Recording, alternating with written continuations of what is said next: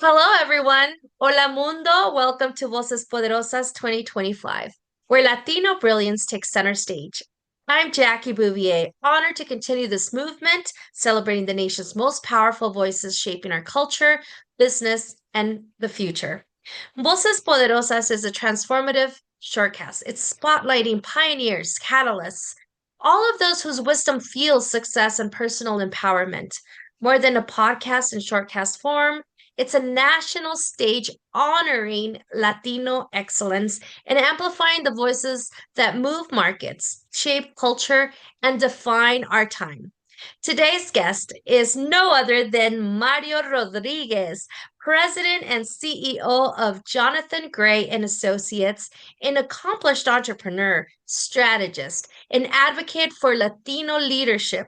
As the chairman of the National Recognized Hispanic 100 and board member of organizations including the National Museum of American Latino, Mario has dedicated his career to empowering communities and shaping policy for lasting impact. Mario, bienvenido. Thank you so much for being on Voces Poderosas.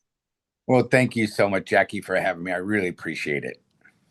That's great. I'm truly inspired by you, and I'm excited. And I said briefly mentioned before, I want to hear more about your story, though. I want to know who you are. Tell us a bit about yourself, your story, what drives the work that you do, and what does that do for everyone that's been around you?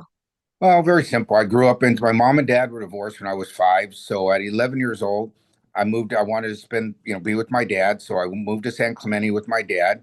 And at that time, my dad was in the Marines, and then he retired, and then he just he started bartending. And it was just, I didn't realize it till many years down the road. Is like, my God, my dad went to work at 3 o'clock in the afternoon till 3 o'clock in the morning. So 5 nights a week, I'm home by myself.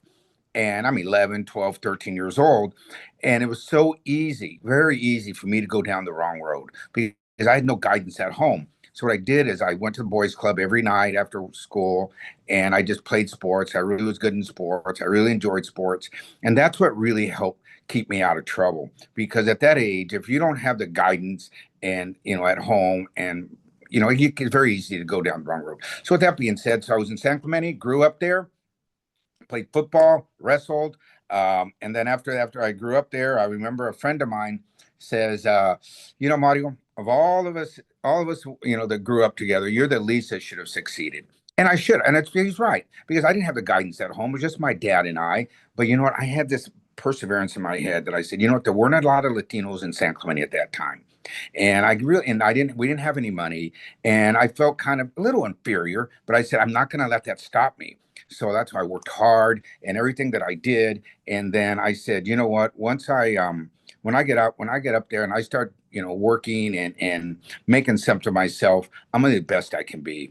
And it was a self drive in me. It was just a self drive in me, and it was something that I've been able to that has helped me along the road. So after I started my own business. After I got when I was 26, 27, I started my own business, which I did. I took lapel pins I took stamps from the post office and I made them into lapel pins, and then I sold them back to the post office. So it ended up being a crazy idea. I did it, and about 23 years later, I was one of the largest pin manufacturers in the country. So then I sold the business, and when I was 51 years old, and I said, you know what? It wasn't enough to retire me, but it was enough to allow me to do other things. But along the way, I got very involved in politics. It was just, once you get involved in politics, it becomes, you just get, just it's an addiction almost. But the most important thing, what I wanted to do was make a difference. And the thing that really played in my mind is that when I was having my business and I was growing my business back then in my community, there were not a lot of Hispanic leaders. And the ones that were there, they weren't helping us. They would never help us. And I remember one afternoon, a buddy of mine came to my office, and I walked him out to his car to say goodbye. And I said, wouldn't it be nice if some of these Hispanic leaders out there would help us and open up doors for us? Because they didn't back then. And he said, yeah, it would be nice. And I said, well, you know what? When we get there, we need to do that. And that's exactly what I'm doing right now. That's why I started an organization called Hispanic 100, and it's the Hispanic 100 Foundation. And we mentor young adults And we put over 700 kids through our program, giving out over $1 million a year. I mean, not a year, totally in total in scholarships. But more importantly, I say we're changing lives. So it's just been a long journey. I've kind of missed a lot of things I've left out, but that's kind of who I am and where I am now. That's powerful. That's amazing. And the fact that you are pushing people forward and propelling others is something that is sometimes unheard of in our culture, right? And so it's great to be able to see that someone is doing something like you are. And more importantly, the younger generation that needs that support. So thank you for doing that. And in that same spirit, from your professional perspective, what insights or experiences can inspire and empower the Latino community, especially now, right? Around AI and all these other emerging opportunities that are coming up. Well, it's incredible what's going on right now. I mean, I'm gonna age myself, but I remember when the internet was just starting. I remember a friend of mine when he told me went to his office and he goes, "Hey, check this out. I'm starting a business on the internet." I go, "What?" And he started a business, doing like selling product for a phone company. Next thing I know, the guy's worth $900 million. He worked for Jack Kemp as an aide, and now he started his business. And funny story, he actually dated during those years Kellyanne Conway she was going to law school, and she also worked with Jack Kemp too. So I got to know her early on. It was really cute. But the opportunities now are insane and things are moving so fast. And that's why I tell our kids in our program, I said, you guys, you need to get AI is here. The things are changing. And when you start looking at your professions and what you want to do, you have to look at what jobs are going to be available out there. Because as I said, there's so much that is going on right now. And there's going to be jobs that were here before that aren't going to be needed as much because of AI. And so, I mean, it's insane what's going on. I'm using it a lot with Hispanic 100. I use it a lot with my business, and I'm learning. I mean, even at my age, I want to learn because you can't stop learning. And it's a very, very powerful tool that's out there. And so that and all the other things that are going on, the social media. I mean, like I said, when I was growing up, no one even knew what social media was. But now everything that's going on, and even in politics, as you know, is not done the same as it was before. Mail and TV and rallies. I mean, you still do the rallies, but now social media plays a huge part in everything that we do in our life. It's powerful because it has taken over a lot of the younger generation's life as well. So more so, although sometimes we're like, "Where's grandma? She's on TikTok." I know it's crazy, huh? That's the thing that gets me is that even old, the people that are my age and older, I see them on their phone and all this, and I said, this never would I ever imagine something like that would happen. That our age that we would get, do the texting and the TikTok and everything that's going on. So it's crazy, but it's cool, crazy. It is. And that's where we're headed. But what achievements or what breakthroughs or what do you think that the Latino community still needs to pursue? I mean, I hear all this data and it keeps getting repeated. We would be the fifth largest nation or country in the world, the GDP, 4.1 trillion and all this stuff. But in reality, all that is the reality. But do we still have breakthroughs that we need to achieve and accomplish as Latinos? And I know we do, but what would you see those are? What should other Latinos Yeah. pursue? Yeah, it's so interesting you would say that. The thing about it is we are such a huge the buying power that we have, but we don't use it to our advantage. And let me explain. And when I say that is that the corporate America, they don't give the Latino community, the what should I say that well they should that the respect that we deserve. Oh, they take us for granted, and we can no longer let the corporate world take us for granted.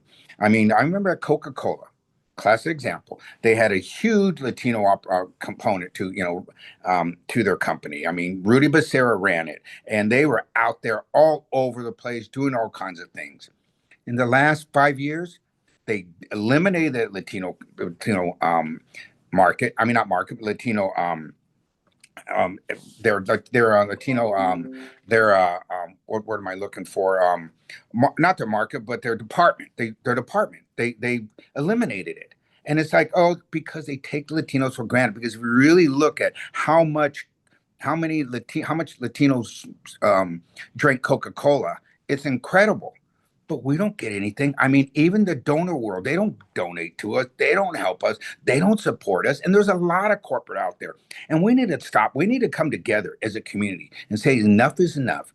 They look, the African American community, I gotta hand it to them. If they don't like something, they come together and they get they're a loud voice, and they get, oh, well, we'll give you this, we'll give you that, we'll give you this. With us, we're quiet, we're go along to get along. That has to stop. And I'm saying that because I just believe that we are such a huge buying power, and dang it, it's time for the corporate America and everybody to understand that. I agree 100%. And that's what it is. And it's the truth. And it's hard sometimes. But, I do love the fact that, we are a huge buying power, but, it's so ingrained in our culture as well and how we purchase. And so I think it's very important to hear that. Before we wrap up, what final words of advice, encouragement would you like to leave to all of our listeners? What I believe is this, and listen, we have an opportunity to change the world right now. And the youth are our future. So with that being said, help the youth, guide them, mentor them, do everything you can to help them, because they're our future leaders. And they are the ones that we're going to shape the future for all of us and for their families. And what I'm seeing, it's so beautiful to see what's going on out there. And our program, our Hispanic 100 Foundation program, our mentorship program, the young kids that we're mentoring, they're 18 to 25, but I call it changing lives. And that's what we all need to do, is help change one life at a time. And I always tell our kids and everybody else, follow your passion. Whatever your passion is, follow it. And then work becomes easy. So with that being said, just come together as community. Let's help each other out. Let's lift each other up. And let's just all be the best we can be and be proud of who we are as a community. Wow, Mario, that's great advice. And it's very aligned with the times, and I appreciate it. It's been an absolute honor to hear your journey, your wisdom today. You're fearless and you're someone who's committed to uplifting our community, which is great because it shines. You shine like a beacon. You inspire all of us to rise into our highest potential. So I truly appreciate it. Thank you for the extraordinary impact that you're already making through the Hispanic 100 and everything that you've already done for our country, and for your service and for reminding us what true leadership looks like. Thank you, Mario. Jackie, thank you so much. I really appreciate it. Thank you.